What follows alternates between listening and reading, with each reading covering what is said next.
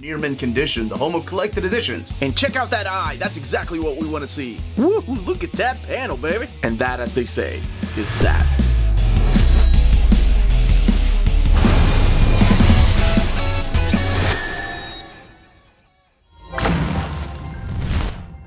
The truth is out there. Wait, that was X-Files. Sorry. This is the Uncanny Omar from Near Mint Condition, the home of collected editions. And join me today for my overview of the Blue Book Library Edition Volume 1 from Dark Horse Comics. So let's go ahead and get started.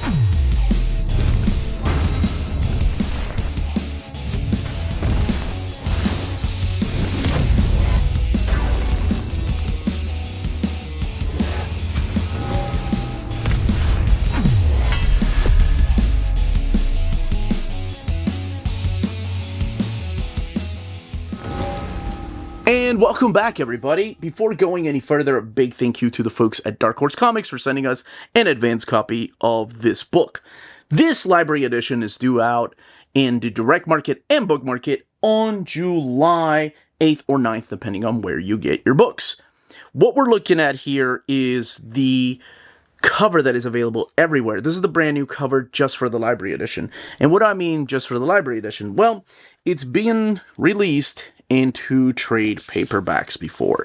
So the stories that are collected in here have been released into trade paperbacks. And if you're not familiar with the size of the library editions, they are taller and longer, of course, than the trade paperbacks.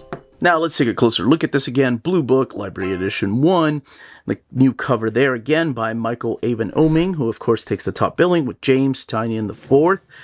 And the Dark Horse logo there, the Blue Book, Tynion, Oeming, Volume 1, Dark Horse. Boy, I want to see more of this collected. Blue Book, a little bit about what this is. Collects the first 2 volumes in the Blue Book in the deluxe oversized library format. The Tiny Onion logo down there and the Dark Horse logo. Retail price, $49.99. Underneath the dust jacket, I love when they do this. They actually are using a different image right there. And it does tell you kind of the same thing with a different font right there. And then this image and the image of the spine. And again, yeah, that's the exact same image. So your dust jacket, let's look at the flaps here. Ooh, just a plane and some stars.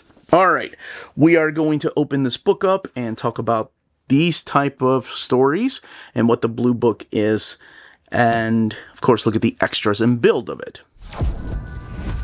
All right, let's go ahead and open this book up. Here's your end sheets.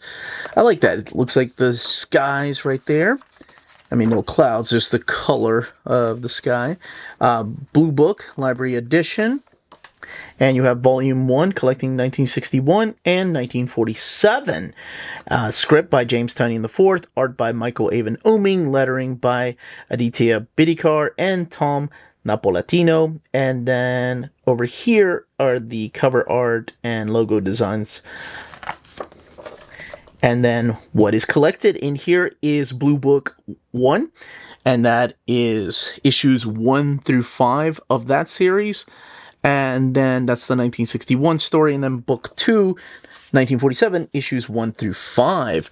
The book has a total of 272 pages and retails for $49.99.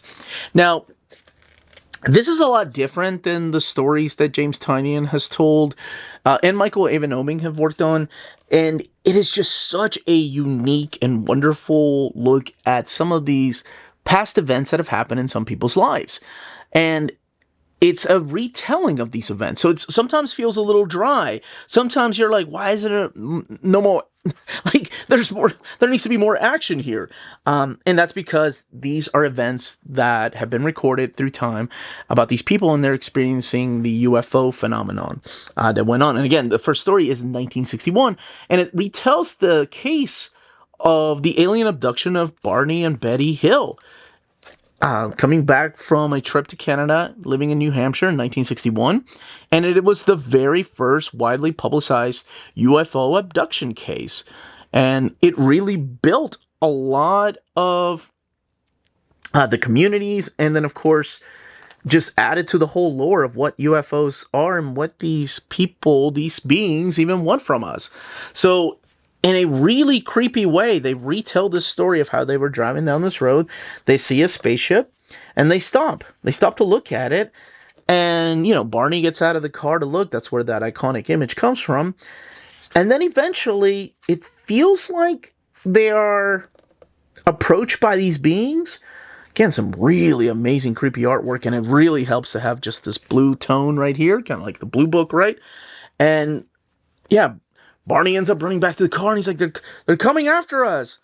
And sure enough, they do, and then it cuts to a scene where the lights get bright, and then they're back on the road driving, and she's like, now do you believe in flying saucers? And he's like, don't be ridiculous. And then it goes into what happened, right? Betty and Barney Hill arrived home in Portsmouth, New Hampshire on the Wednesday, 1961 at 5 o'clock in the morning. They do not recall the 2 hours that went missing. And that's when the whole story really begins.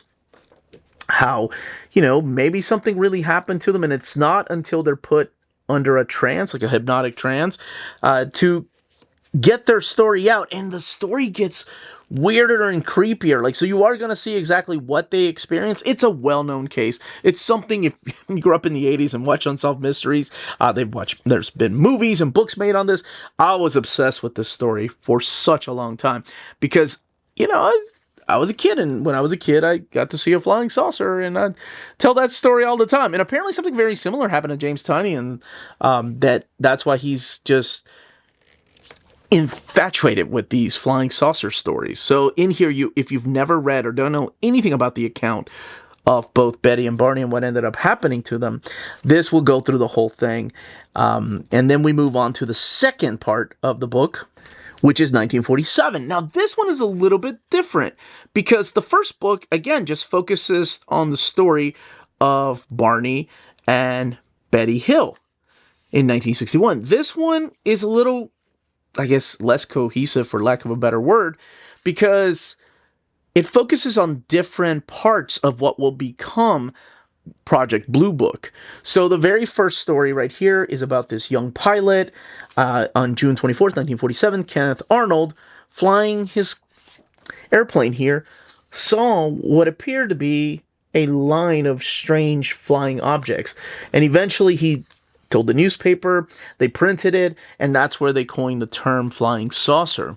So that's how this starts off, and really it kind of shapes the origin of Project Blue Book and what it can mean. So it doesn't just stay with one story, but it goes through here in different parts of what is probably the most historically important parts that added to the Blue Book. So it's civilians and army folk all sharing stories about what they've seen, these strange lights in the sky. And maybe some of these stories might be familiar to you if you've heard of Roswell and what could have crash landed there.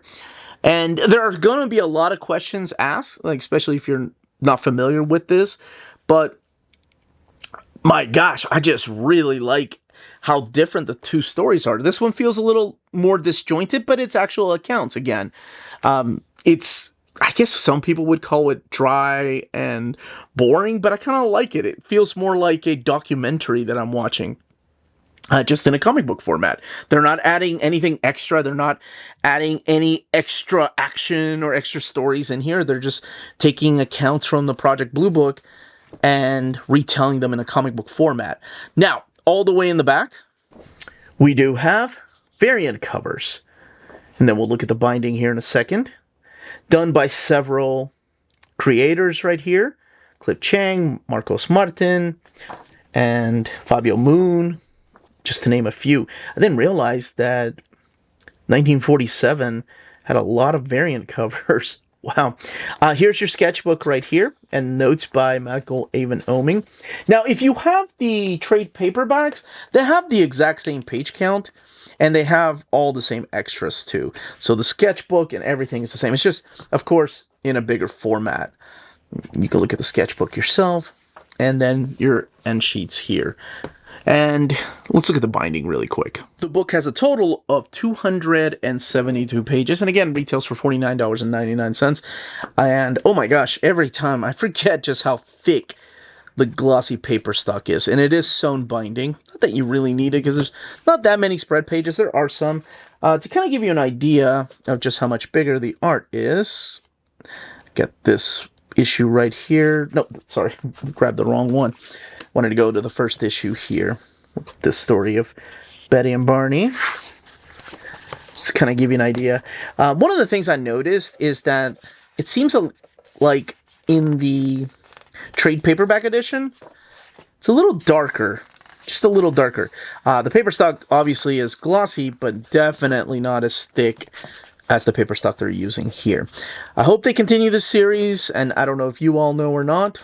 I wait for a collected edition, so I'm curious if anybody knows if they are, because I love these kind of stories in any kind of medium, whether it's movies or TV shows or, of course, comics. And I hope it gets people interested in them.